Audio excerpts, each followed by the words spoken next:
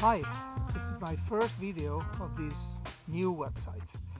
I'm Gigi of the Boring Trader website, and yes, despite 30 years living in the UK, I still sound very much like Mario Draghi. You remember him? Well, I guess that thanks to the topics discussed here, I will probably be as boring as his statements, only without their capacity of moving the markets, unfortunately. Well, we didn't call this website the exciting trader after all, so you can't really complain. I thought about talking about building a system.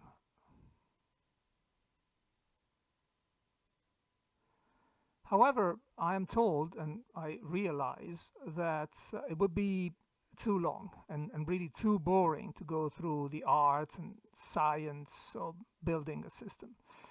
This is probably more suitable for a series of videos and or blogs, and I will see if and when I will have time to go about it. In the meantime, there are plenty of very good books out there already.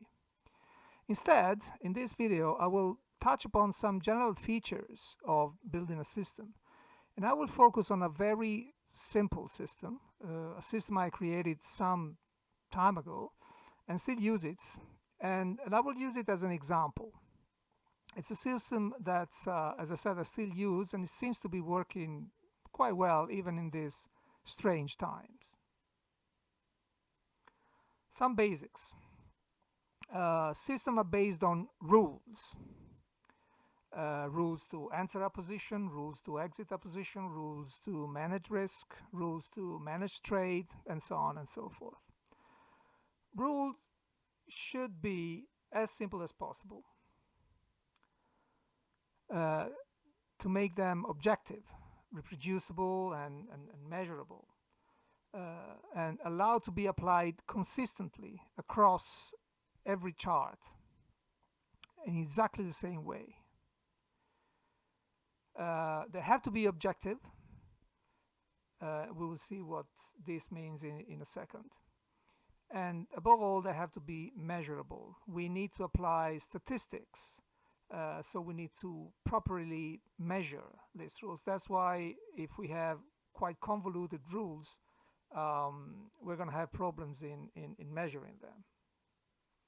Incidentally, if you want to use some rules based on something a little bit more esoteric, like Fibonacci, for instance, this is a Fibonacci retracement, or Elliott waves or something, you are going to have a problem, because there is no consistency in how somebody traces this line.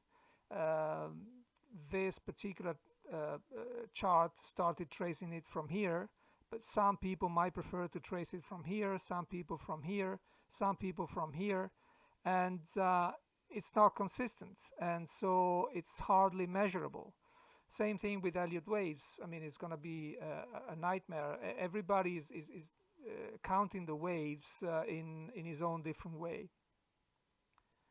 If you use a moving average instead, well, a moving average is a number. It's a number derived by a mathematical formula, and it's the same across all time frames, all markets and charts. A moving average and all the analysis based on a moving average is very easy to measure and very easy to calculate. So I'm not saying that moving averages are the best thing in the world, but as an indicator or as an idea, if you base something on something as measurable as a moving average, you're going to have a much better time and much more consistency. Also,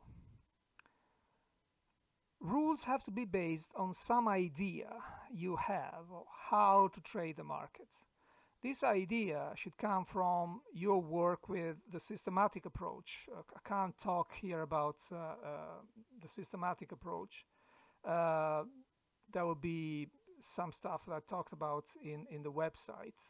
But from the systematic approach, uh, you will have an idea that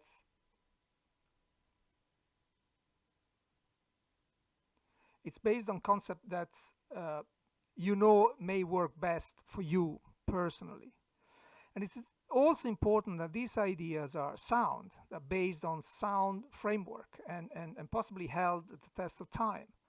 If they're too esoteric or based purely on software munching data to come up with the best optimized options, you're really heading into dangerous territory. And there's massive literature about the problems of optimization and overfitting. Google it and have fun.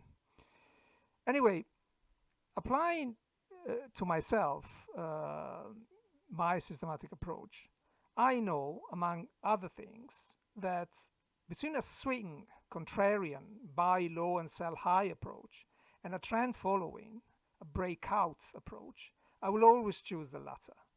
This is just me, and everyone is different.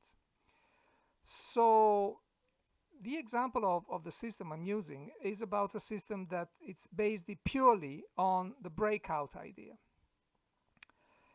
If price breaks some important level, it will continue in that direction, enough for me to get some money. This is also based on what is called a price action analysis, another staple of what is important for me to look at when I trade. Now, of course, the crux lays on what do I mean by important level, and that goes to how do I define a breakout. Well, some of you may be familiar with the famous turtle system. I have no time to dwell into this. Google it. The idea was based on a breakout entry and a trend following-ish exit. The breakout entry was based on the highest or lowest price of the last 20 days. So you will get in at the high of the 20 days when this is broken, and you will get short at the low the next 20 days, and you will get out at the 10 days moving average. This is basically, in a nutshell, the turtle system. Now, I find this idea a bit arbitrary, not very scientific. After all, the market really doesn't give a toss about 20 or 50 or 100 days. So I wanted to look for something based more on price action. Price action is a way of reading the market based on what the charts are telling you. Prices are the condensed expression of people's interpretation of value of particular instruments. So each price is the expression of a balance between the bulls, the buyers, and the bears, the sellers. So let's take this example. It doesn't really matter what it is, it doesn't really matter the time frame. This is just to illustrate concept. The bulls, in this case, the buyers, are in control, and they find some what is called resistance here. So the bears are putting up a fight in order to prevent the bulls to get on with their rally. Sometimes it is quite easy to see. It forms a kind of range. Sometimes it's just top. And my breakout concept starts looking at this kind of levels.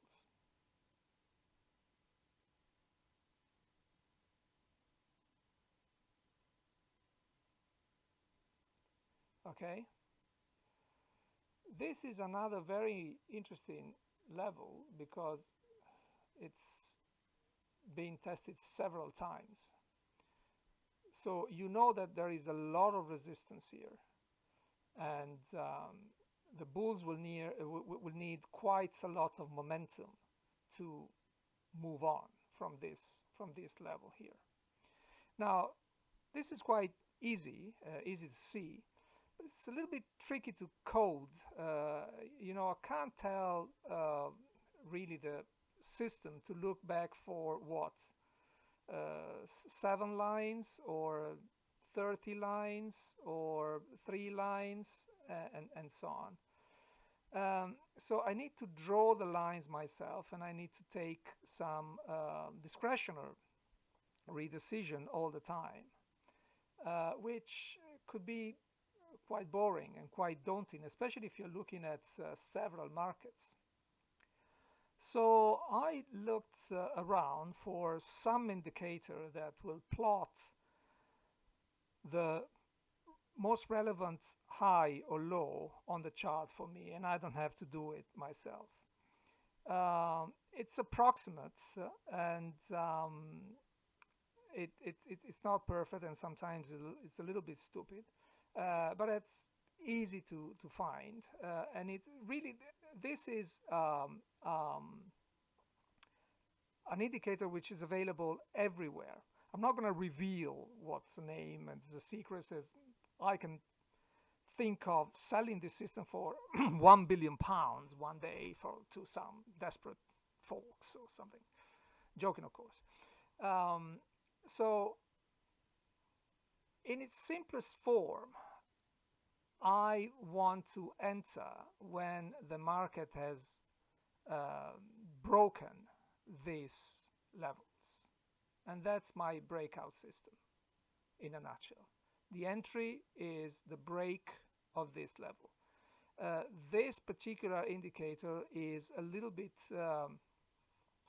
aggressive, as you can see. I would prefer actually to enter this level here rather than this level here. But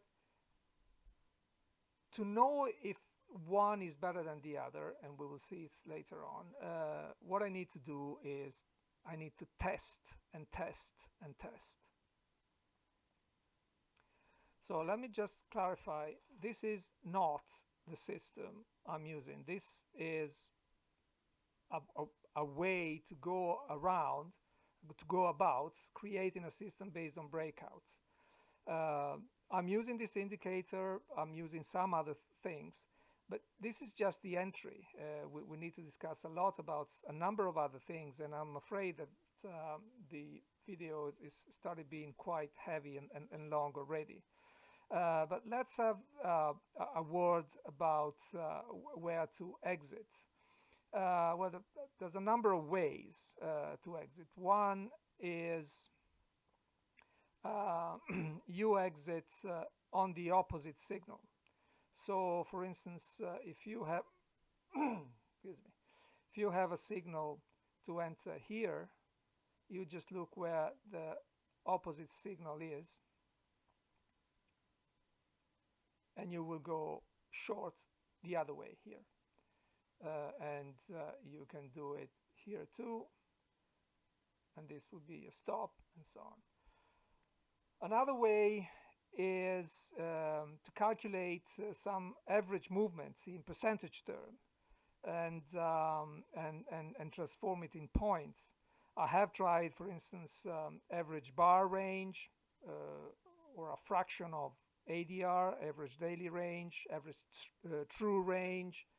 You can play around with whatever indicator you fancy. Another idea, which is the easiest one in a way, but it's anathema for the professionals, and with some reason, is to have a fixed number of points. Then you have to check that this fixed number of points is in line with the volatility of the market. Of course, if you're trading something that doesn't move very much, like dollar yen, you can't use the same parameters as in the DAX or something like this. Then you have to decide how much risk you want to trade, and there's tons of hours on these topics to discuss about. Let me be just really simple and probably horrify the professionals and say that let's risk, just for the sake of it, a fixed percentage of the capital at risk on this specific system. what I would say is that for now, that percentage need to be tiny, quite tiny, say 1% per trade, which is massive if you consider that you may have 4 or 5 trades open at the same time, and if you're not careful, they may be on correlated markets. So once you have your set of rules, the most boring parts starts. You should test, test, and test. Test all the rules across a number of parameters and see what results you have for each one of them. And above all, it doesn't really matter if it's one that gives you the best results ever. You have to check if you can live with the best results, or you can live with some of them. Remember, out of the psychological approach, it's important that you feel comfortable, that the system is telling you to do things you are happy with. Again, long story, but testing is another huge topic, and I will go through it from time to time on videos and blogs. A word of warning though: if your rules aren't 100% automatic, that means coded and tested through a computer via an algorithm, and by the way, mine are not, you have to do the testing manually. This is where I spent the vast majority of my working life in the last 10 years or so. Now I stop here. In the next video I will show the performance of an extra easy version of this system, and I will give some more information about this system in the future, and I will then regularly show the results of this system on this website.